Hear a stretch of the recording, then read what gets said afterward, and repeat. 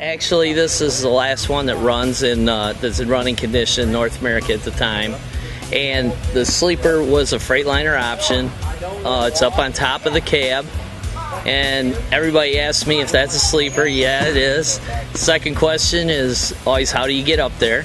And on this particular model, you would stand on the passenger seat, and then you would go up to the dash. The passenger dash behind the right windshield is all flat for that reason.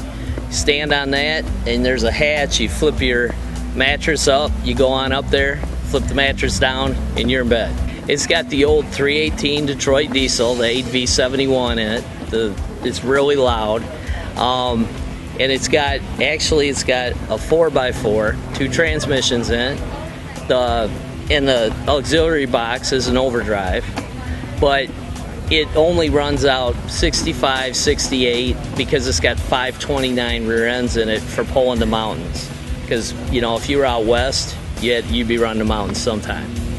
Those colors are Ed Roach's colors, and he used to be really dark blue frame, light blue and white cabs. And so he painted it in his company colors. When this first came out of the factory, it was very similar. It had the V up on the sleeper of the white and the white here, and it was, except for it being white, it was kind of a cream color more. And then the blue was all red. That was Markel's colors. And then when Ed got it, he just kind of changed it to his colors, but used the same pattern because it follows the truck lines pretty good. And then I'm naturally a blue person. So I was like, hey, that's perfect, you know. It really doesn't have a name. Freightliner calls it the Denny Dimwit sleeper. The model number is a whole bunch of digits about this long, but it's a 66. Since it came out of the factory in California, it went to a company called Markel, and they was a livestock hauler in eastern Oregon. And they, believe it or not, they ran 2-man team in a lot of these trucks at that time.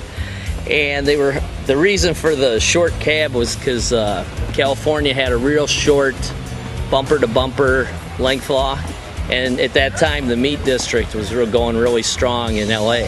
So a lot of these cattle had to go down into California, so then they would run this truck. And then Markel had it for, I'm not too sure positive about the years, but then they sold it to Wagner Transportation in Twin Falls, Idaho, another cattle hauler. Then a gentleman, Ed Rocha, down in California, he used to be a big cattle hauler. He's got a very large collection of antique trucks. He bought it, but he didn't have a trailer, and he just drove it to shows. And then I purchased it from him about 7 years ago.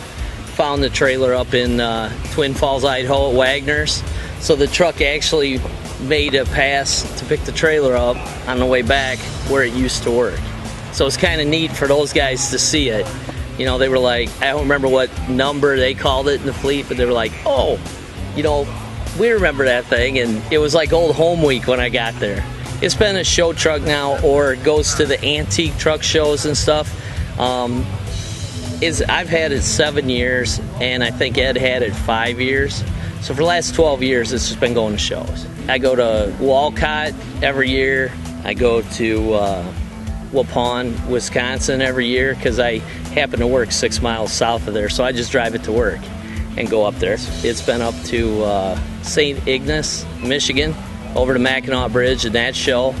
A whole bunch of local shows around my area. I live about an hour west of Chicago in our Northern Illinois Antique Club. It's been to several shows there.